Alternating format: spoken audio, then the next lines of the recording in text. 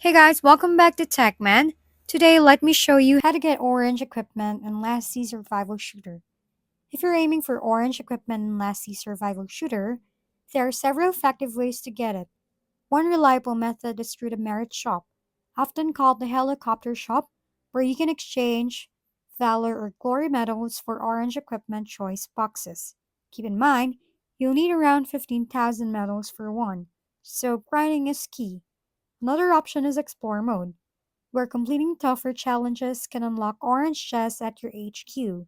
On top of that, keep an eye out for limited time events like Pharaoh's Secret and others, since these often reward players with high value equipment, including orange tier items. And of course, while it's harder to earn as free to play player, always have the option to purchase if you want a faster route.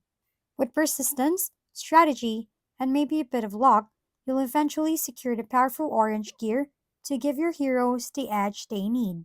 If we've been helpful, kindly give us a thumbs up, and don't forget to hit the subscribe and bell button for more contents. For any questions and suggestions, comment down below.